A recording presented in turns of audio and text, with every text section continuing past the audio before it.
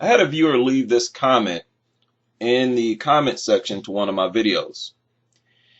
And this video will be added to a new video series on ancient Egypt. A History Channel would not be complete from me as a black person without a video series on ancient Egypt. Now, this video is not in recognition of Black History Month. I don't get into celebrating Black History Month because I am deep into Black history every month of the year. This month is for other people who don't research Black history. And I'm dealing with history in general, every day, every month. But what I want to deal with here is the racism involved in the erasing of black people from ancient Egyptian history. They want to give black people half credit for existing in Egypt, only as slaves and only as Nubians who came up to Egypt very late in Egypt's history. But as far as the builders of the pyramids and the building of the civilization, people insist that these were not black people, because these people, media, entertainment, and the average person in general, are extremely racist, because I believe this comes from their belief, consciously or subconsciously, their belief that black people don't have a high enough IQ to create such an advanced civilization. They are much more willing to believe that the Egyptians were Arab, that they look the same as the common person looks over there today, that the Egyptians were white. They want to believe that the Egyptians were non-black. So let's deal with this. Let's look at the earliest location for humans in general. It is along the Nile, the Great Lakes region of Africa, where the Nile begins. You have the oldest remains on earth found there. And typical with these lying European scholars and archaeologists, you've had some of them plant fake bones in Europe, trying to project the idea that humanity started in Europe. And they were even called out by their own white archaeologists, saying, no, that is a fake. So you have in this area the oldest humans, oldest human remains. And on that same river, you have the oldest empire. You have the greatest civilization to ever grace this planet. This makes sense. It makes sense, right? The people existed early in humanity's existence, and when they wanted to migrate, they migrate up the river. We have to understand this. They would not have migrated away from the Nile. You don't leave the Nile until after you have established yourself. You have a solid foundation where you can finance such campaigns, where you simply travel away from this immaculate river that sustains life for human beings. You have to be very well established before you venture out in a direction where you don't know when the next source of water will emerge. So these Africans, these blacks, came from the South. You have to trace their development. When you look at Egypt, it consists of very complex structures that had to have a history of development. You don't have people just falling out of the sky creating monuments like this. And the problem for these Europeans and these Arabs who claim that the Egyptians were European or Arabic is that you don't see any traceability in their lands. You should be able to go to their homelands and find these immaculate structures there as well. You don't see hundreds of pyramids among the Arab lands. You don't see them in Europe. In fact, all of the ancient structures that are found in those areas, the Arabs and Europeans themselves admit that they don't know where they came from, that they were there when they themselves got there. So you cannot trace the development anywhere other than Nubia, south of Egypt. You find hundreds of pyramids, smaller pyramids, temples that are identical to the ones you find in Egypt. And it's not a case of the Egyptians having colonized Nubia so they would, Nubians would pick up on Egyptian architecture and art and so forth. That is the lie that these liars try to put on us, that the Nubians were so similar because the Egyptians had colonized them. No, they were similar because the Egyptians were nothing but Nubians who had migrated up to Egypt. And this is the fact that these evil liars try to cover up.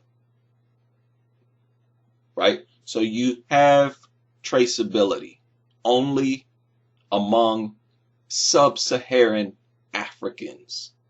When you look at the Sudanese people, when you look at Ethiopians, Kenyans, Ugandans, you're looking at the ancient Egyptians. You're looking at what the ancient Egyptians looked like. You're looking at what the builders of the pyramid looked like. There's a lot of envy involved in ancient Egypt because insecure people, these insecure European scholars and Arab scholars, don't want to admit and give credit to black people for having built such an incredible civilization. And it's really pathetic.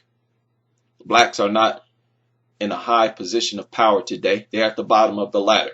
And these people can't even give black people credit for having created a great civilization prior to the existence of these other races. Africa started to fall once they started having to deal with foreigners. Right? You have to understand, the Egyptians looked down on foreigners.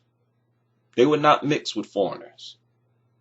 They try to hit us with this mantra that the Egyptians may have had a little bit of black in them, but they were not fully black because the Mediterranean was a cesspool of different races. So they would wander into Egypt and these groups of foreigners would mate with the Egyptians. That is an absolute lie. You did not have intermixing in ancient times like you see today. Even today, you have several groups all across Africa who have historically only mixed with their own kind. Right? They're not even mixing with people outside of their ethnic group who are also black. And they would have never, ever, ever mixed with these dirty, stinking European savages. You gotta understand, the Egyptians were the cleanest people on the planet. They bathed themselves twice a day. And as late as the Middle Ages, Europeans were still not taking baths. The African Moors had to teach Europeans how to wash their stinking asses. And they're trying to convince you that the ancient Egyptians were white, were European, were Arab. Absolutely ridiculous. Right, so they would not mix with these people. So the ancient Egyptians were not some mulatto race like they tried to imply. A lot of people will say that if the ancient Egyptians were black, then why didn't blacks build the Great Pyramid in other parts of Africa? But you got to understand, common sense should deal with this question before it is even asked. When the Egyptians left Egypt, they left in response to the invasions of these foreign people who the Egyptians viewed as very strange and uncultured. These people had no culture. When you came into Egypt, you were looking at a culture that had been developed for thousands and thousands of years. And here you had people who had no culture, who were into things that the Egyptians were not into. Right? These Greeks glorified romantic relationships between grown men and prepubescent boys.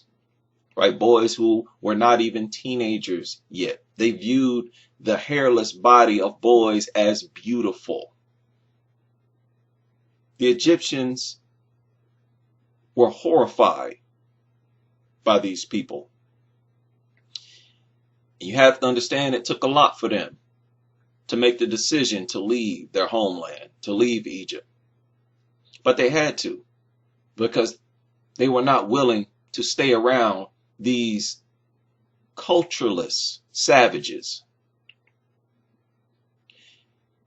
And when they migrated away from Egypt, they did not take the architects with them. They did not take the builders with them. You're talking about the average citizens here. If Americans migrated to some remote area, these groups of Americans would not build the Empire State Building, would not build these immaculate buildings.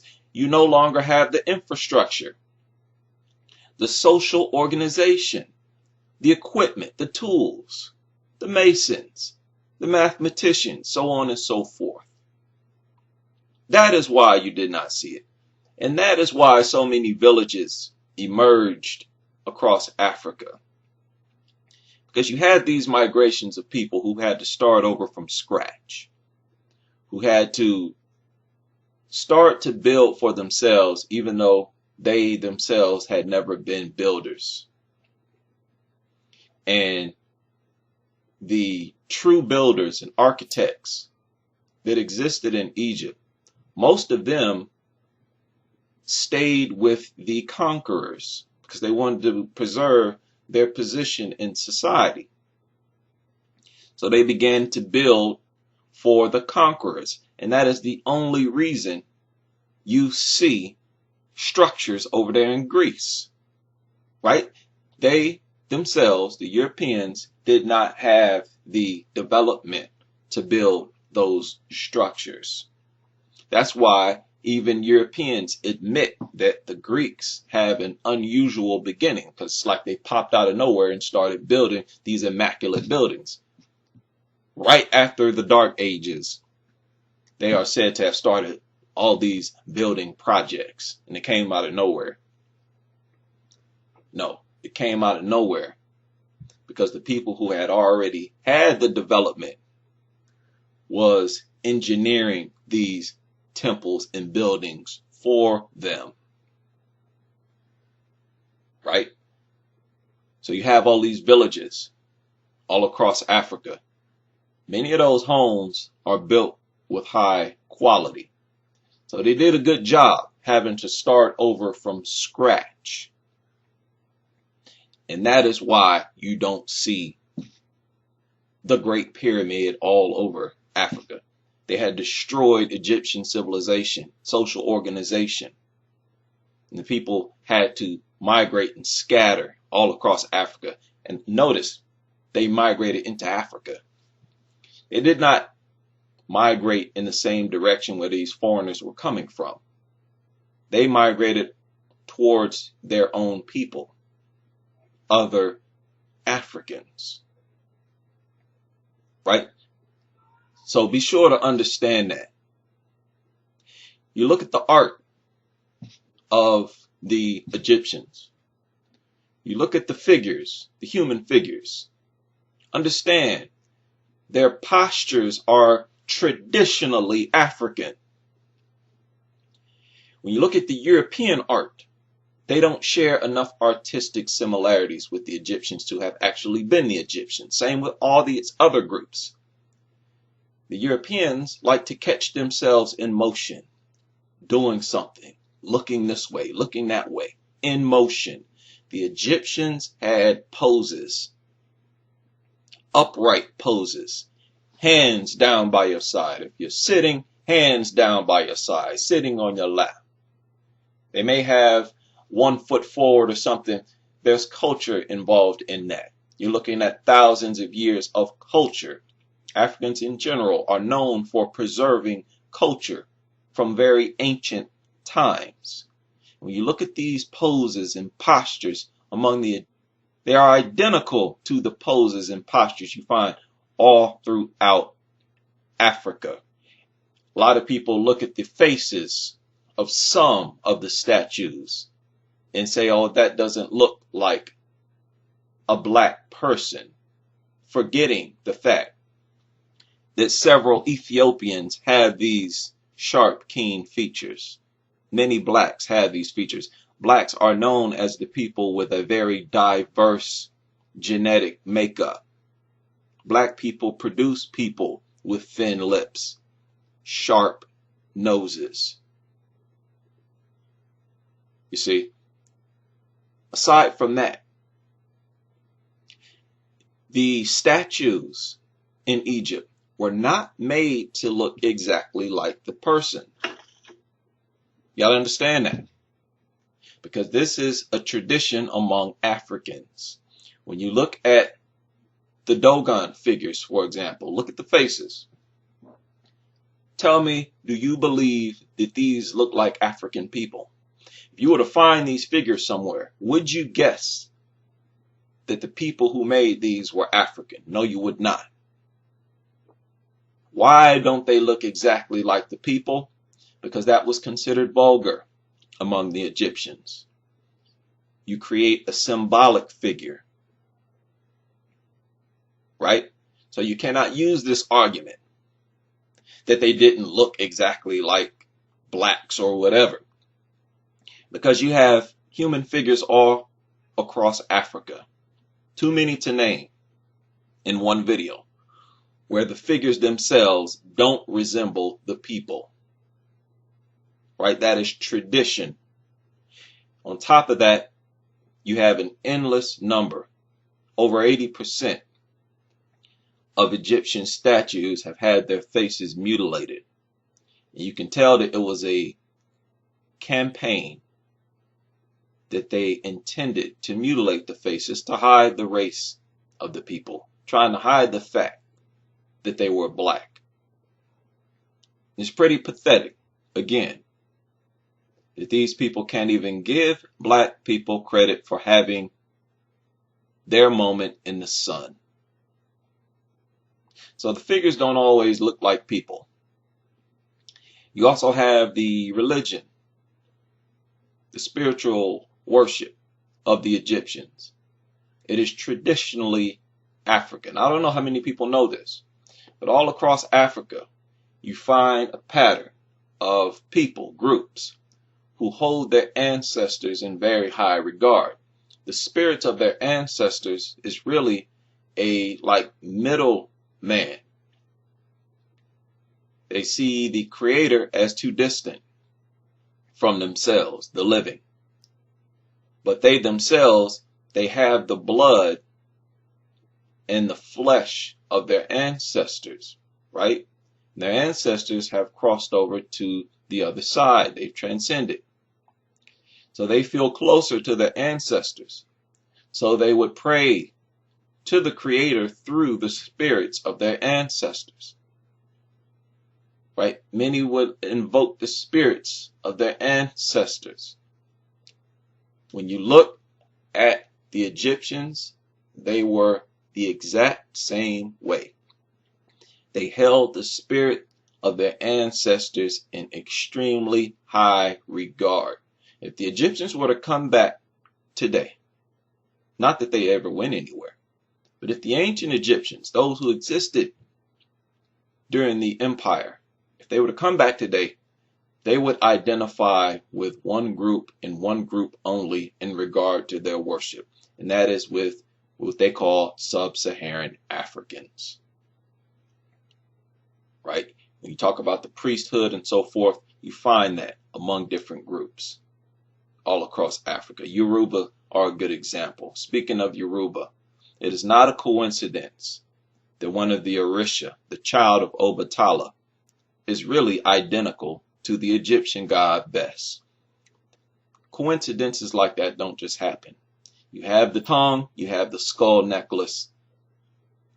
These were the same people. On top of that, you talk to groups in West Africa. They tell you that they migrated from the east. Several of them, the Igbo, say they came from the east. Igbo have built a series of pyramids in West Africa.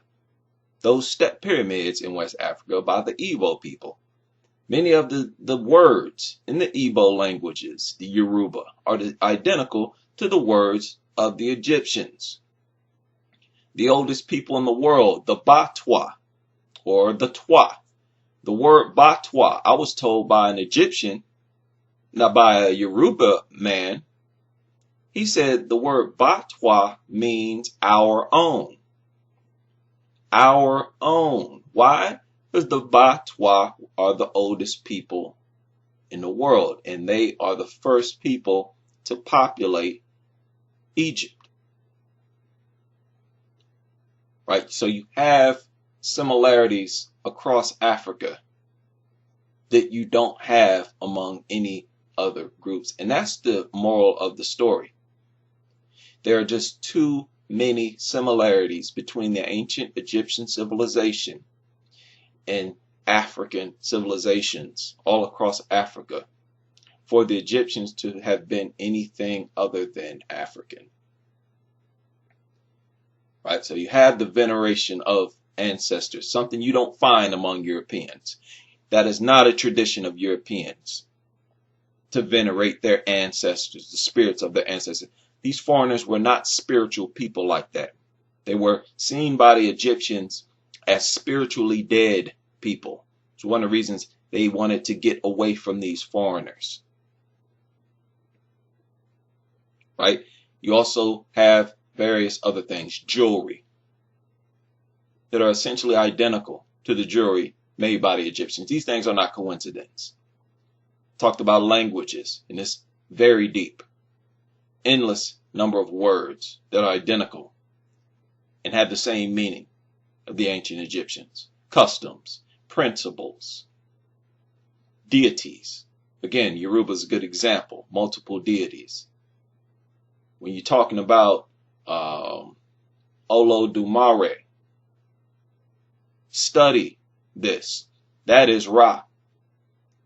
When you look at the Yoruba, the native religion, you will find Ma'at, where the life goal is, it's all about building your character, being an upright person, a person of truth injustice. You find Ma'at all through the native religions all across Africa.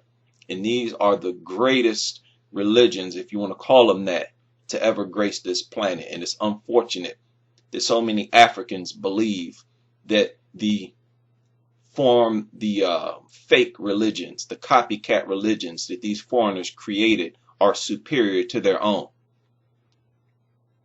When history has proven that Africans have had the greatest civilizations to ever exist on this planet when they were left alone, when they did not have to deal or interact with foreigners.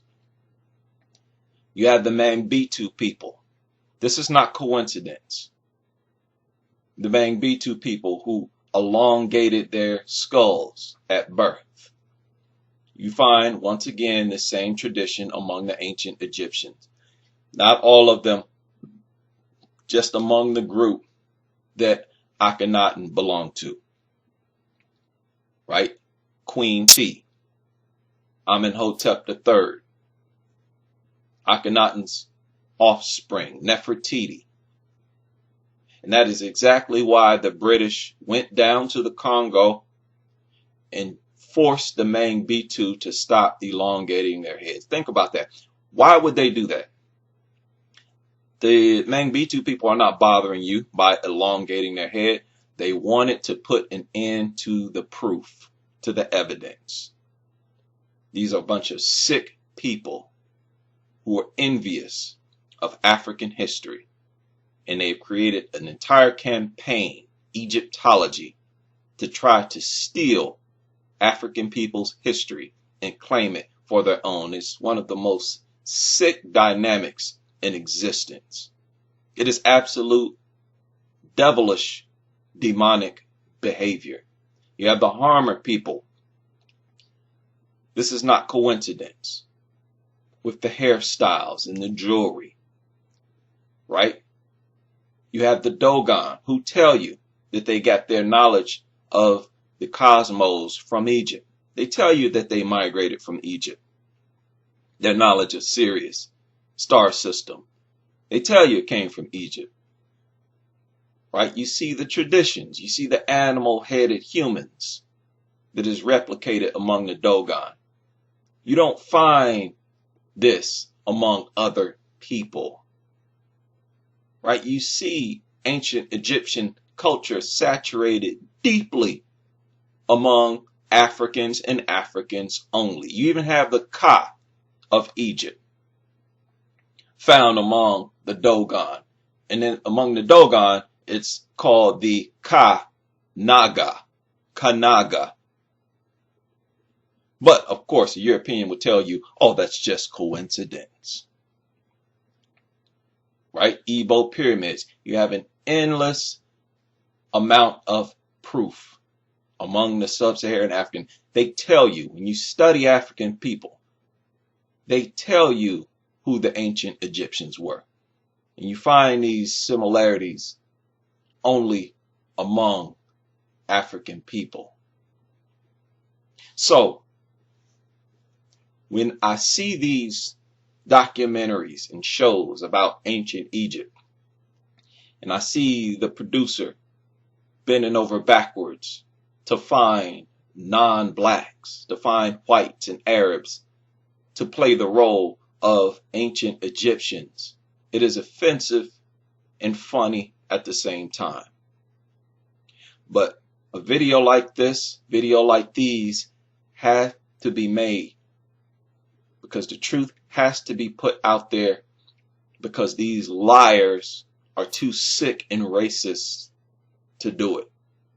Those of us who know better need to put out as much information as possible for the later generations to pick up, because we cannot leave it into the hands of foreigners to tell our history.